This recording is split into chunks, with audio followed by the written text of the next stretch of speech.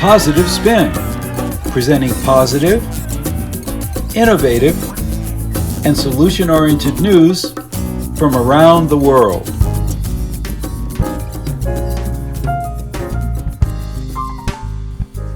On today's program, we feature a message from actress Anne Hathaway concerning the vital need to expand the rights of women. And we'll hear the voices of generations of women who've inspired and mobilized us all to change the world. Then we'll visit the Women's Conference in Paris, where bold gender initiatives were presented, including a $40 billion investment in a 5-year program for equity. And we'll witness the impact a giant puppet of a Syrian refugee girl is having on the people of the world as she travels around the globe. Then we'll experience the joy of the Ukrainian people as their beloved city is liberated from the Russians. Finally, we'll hear an inspiring performance of the Ukrainian national anthem.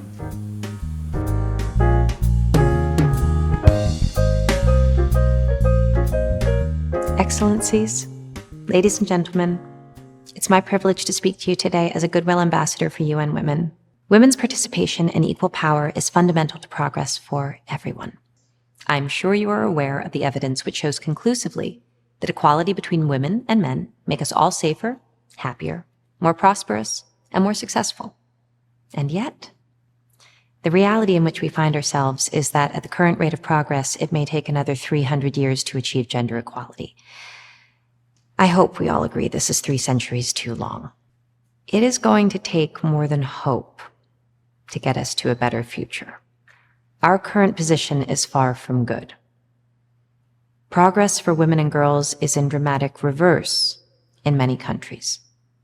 Rights and freedoms that women and girls had experienced as normal, to work, to learn, to make choices about their bodies, have been abruptly taken away. Some of those losses have been legislated or imposed by governing authorities against courageous resistance. Others have been brought to light and sharpened by unprecedented global crises, such as the COVID-19 pandemic. The pandemic had a devastating impact on us all, but it hit women especially hard. There was a frightening intensification of domestic violence against women. Another threat to women's safety was the seismic loss of economic opportunities. Millions of women left the workforce in 2020. They lost their jobs at faster rates than men and have stayed out of the job market longer. And now, as fuel and food prices rise globally, amidst the climate emergency and sustained military conflicts, women's incomes, as well as their contributions to businesses' success and the recovery of markets, matter even more than ever. Ironically, the pandemic also showed us just how much our future progress depends on the skills and leadership of women. Women sustained our healthcare systems and invented life-saving vaccines. As leaders of countries, they gave us some of the most effective responses to the pandemic. And yet, we show time and time again that we do not equally value women's participation, contribution, and leadership. This year, in 169 countries and areas, that's most of the world, women's labor force participation is expected to stay below pre-pandemic levels. What can we attribute this to? Well, it's my regret to share with you that during the pandemic, women did an additional 512 billion hours of unpaid care work at home. While I let that statistic sink in, I would like to acknowledge the essential importance of care. Care is fundamental to the basic functioning of our economies and societies, and I'm not meaning to suggest otherwise. In fact, the reality is, everyone will need care at some point in their life. However, we must also recognize the reality that the current way care is provided and valued is unfair and unsustainable. We must address the cultural biases that automatically label care as women's work. Even before the pandemic, women spent more than 3 times as many hours as men on unpaid care and domestic work. It was unfair then, it's worse now. It's time to admit that something is very, very off. Whether or not we mean to, the fact is, we are taking advantage of women. Simply put, we must stop penalizing women for caring. We must stop relying on women to make it work and instead proactively make possible, support, and fairly compensate care work. UN Women has observed the care that's appreciated and properly valued in all its form is a critical missing link in unlocking the full potential of women in the economy and in society, which is, of course, the same thing as unlocking the full potential of everyone in the economy and society. Governments, businesses, and civil society can all play a role in this. UN Women would like to propose these practical and immediate actions. Ask governments to support care services, pay the taxes that fund them, prioritize the creation of family-friendly workplaces which include flexible working hours, paid parental leave, and in-house childcare facilities. This is a moment when we must urgently act not only to restore what has been lost for women and girls, but to end the harmful status quo which keeps inequality thriving. The stakes simply couldn't be higher. The world, not just women, needs innovative solutions more than ever. Optimizing inclusivity is our best chance at success. This esteemed group, which I am honored to address today, find themselves tasked with making decisions that shape lives. I urge you, put women at the heart of economic growth and recovery. Be the architects of a better future by doing what no one else has effectively done before. Prioritize women for the good of all. Thank you.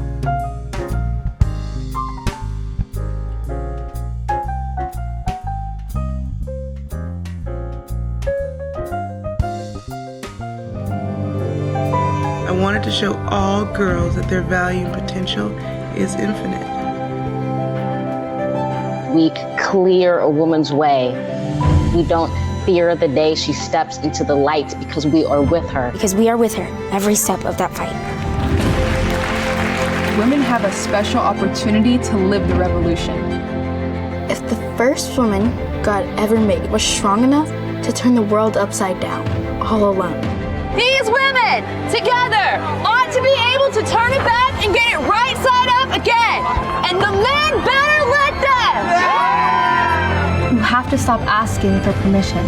You have to stop asking for permission. Women will have achieved true equality when men share with them the responsibility of bringing up the next generation. Doubt and dreams can't ride together. Each will take down the other. It is said that girls with dreams become women with vision. Because it isn't enough to simply talk about equality. Let us work at it together, starting now. That's the history of the world. His story is told. Hers isn't. I feel that has to change, and women are going to have to change it. Human rights are women's rights, and women's rights are human rights once and for all. Somewhere downtown, wish for a better life. Unlock the intelligence, unlock the passion, unlock all of the great things that they hold within themselves. Dream with ambition, lead with conviction, and see yourselves in a way that others may not, simply because they've never seen it before. But know that we will applaud you every step of the way. #Her voice matters. Historically, women have had to speak louder to have their voices heard. 33,000 girls become child brides every day. 40% of women have suffered sexual harassment in the workplace. Only 6 countries give women equal legal work rights as men. This International Women's Day, join CARE. Join CARE to make these injustices history once and for all. The words we say and the actions we take today can make a difference for her tomorrow. Share her voice and amplify it around the world. CARE.org.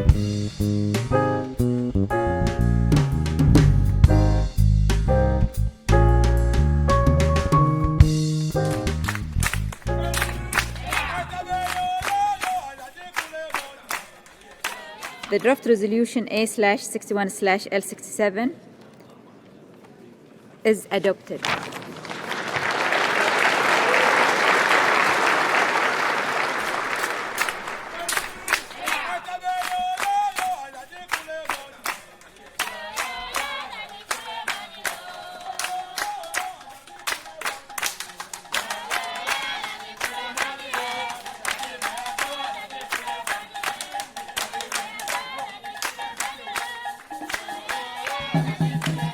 Tema de territorio hoy son como el alma de los derechos indígenas.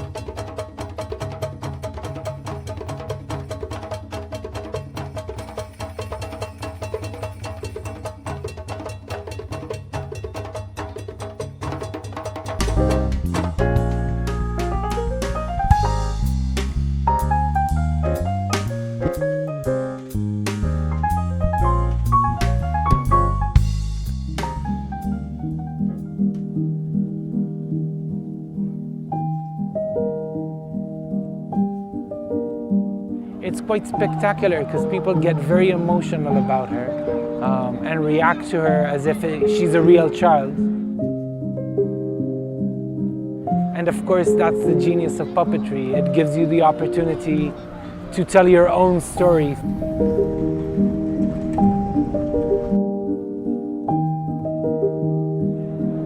I think the most important thing is sending out a message of hope. Amal is hope in Arabic. She represents displaced people and marginalized people everywhere.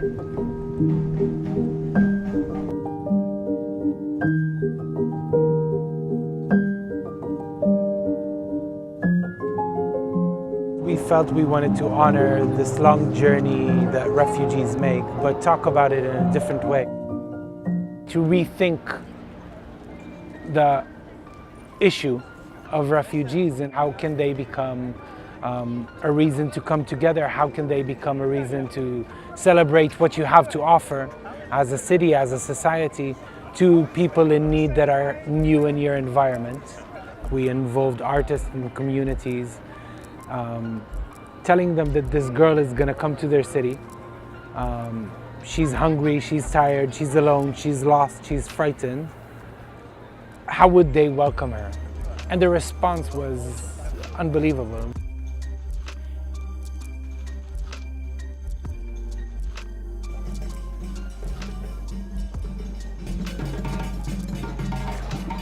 She's a perfect mixture of vulnerability and resilience. She's almost an impossible feat to pull off. She's too big, and her presence in the streets, on one sense, you see this powerful creature walking very elegantly, but there's also a tenderness to her. There's a gentle soul inside that is a lost 10-year-old who's afraid and a bit bewildered and a bit confused. What I've been noticing is that she inspires a lot of tears, you know, and surprising, you know, like in older people especially. The message is hope and the message is welcome. And I think that's a kind of simple but complex question, but very natural, and the response is spontaneous and from the heart. You don't have to go into your head about it. People feel very protective. As the artistic director, the amount of times that the audience has told me, be careful, don't block her, and they don't always realize that I'm actually the person responsible of moving her in space. I'm a theater maker. There is something that happens when a community comes together, and a community can mean a crowd in a theater or a crowd on the streets. The minute there is a group of people watching a story, they become a collective. And when they become a collective, I think some of the defense systems come down. With the power of puppetry, because it demands you to be active. It demands an act of empathy, an act of disbelief and empathy. You see she's a puppet, but your heart says, yeah, but she's a girl. And the minute you accept that she's a girl, something in the way you interpret her movement through space becomes very personal and very intimate. And obviously for the refugee communities, it was very, very powerful because she became a moment where the city is celebrating their story. So it worked in both directions. Amal being in New York means Amal is in the center stage of world politics and world attention.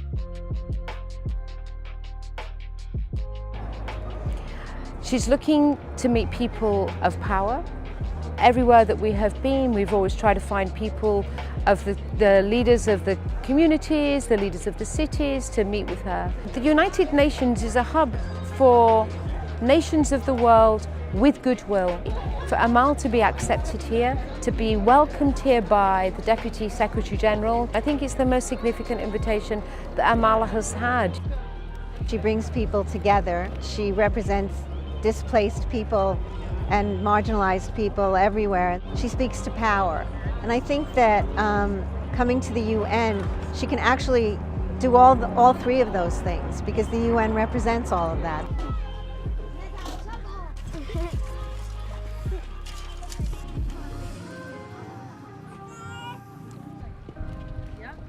And if you think of the refugee path for most children, a lot of them lose their education for like 1, 2, 3, 4 years. Some of them never regain the access to education that they would have had before. Let me learn! Let me learn!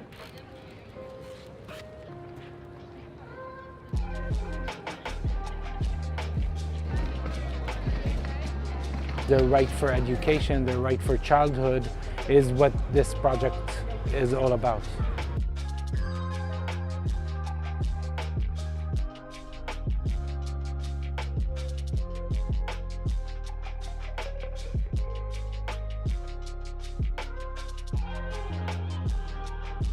I think with the very big changes that are going to happen in the world because of climate, there's also a human change that is going to happen, and we need to learn how to live with it, adopt it, understand that change is what we do best, and celebrate it, because it shouldn't be forced change, it should be celebrated change, because that will give us the biggest chance.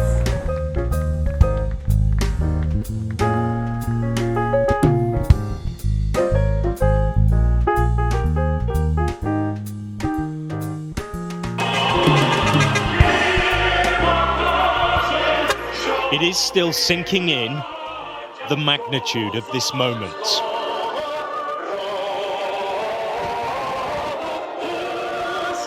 As soldiers move through these scenes of celebration, they're given a hero's welcome.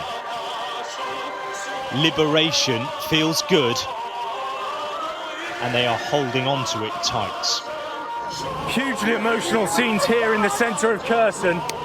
The military are driving through, they're playing the national anthem, and people are just running out, tears in their eyes, to express their gratitude for liberating the city, for coming in here and bringing it back under Ukrainian control.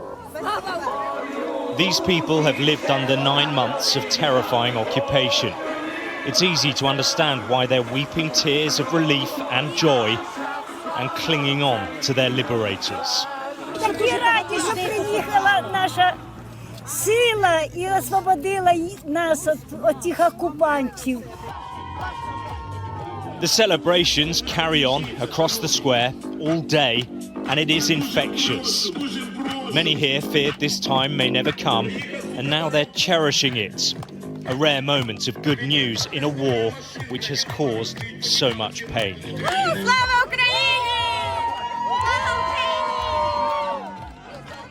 Кроме страха нічого не було. Було страшно, ми боялися просто навіть машина, яка десь затормозить і все. Ми боялися телефони навіть просто, ми ховали все, ми ховали дітей. And it is perhaps a reflection of the strength of the residents that life in many places carries on as kind of normal. But the smashed up buildings and the dark secrets they contain are hard to forget. Members of Russia's internal security, the FSB, were based in this hotel before it was hit by a Ukrainian artillery strike. From here, they enforced Moscow's rule of oppression. Those gathering outside say many people in the city were simply disappeared. Нема.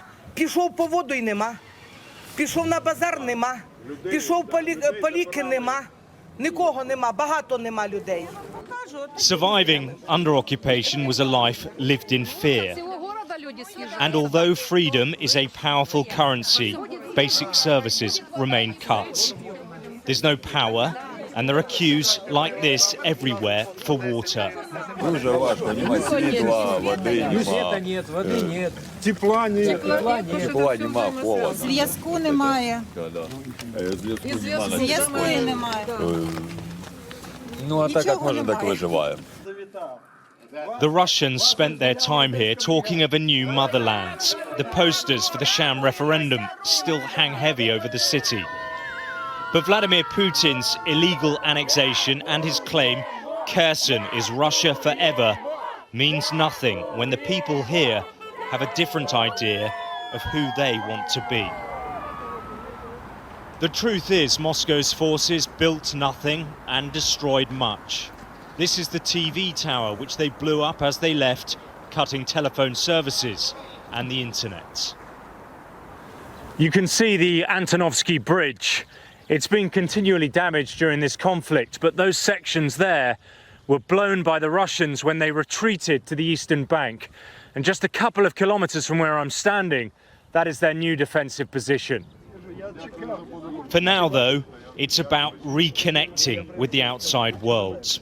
Soldiers in the square have set up satellite internet so people can tell their loved ones they're okay. It feels like freedom at last.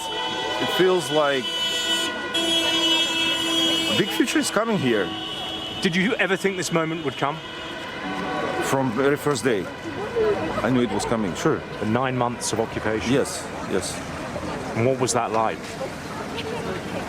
You have to have something which you live for, and this was the moment to live for, frankly. I knew liberation is not something happening every year. It's something in 5 generations, and it's a moment to stay. There is anger here too at what Russia has done to Ukraine, with many trying to tear down any reminders of what they've had to endure.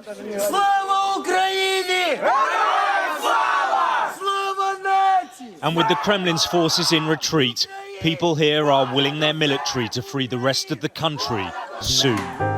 Alex Rossi, Sky News, in Kherson City.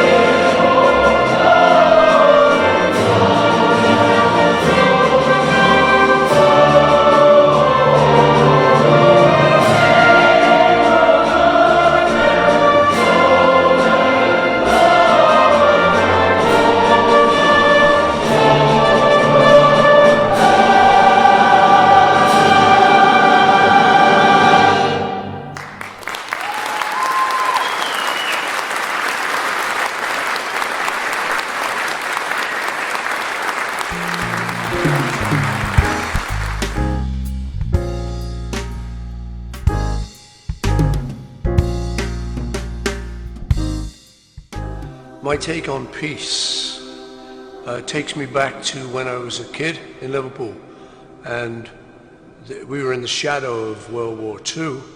I remember once talking to my father about whether people wanted peace, because it seemed like there was so much war and so much stress in the world that maybe I thought people didn't want peace. He said to me, I remember very clearly, he said, people want peace.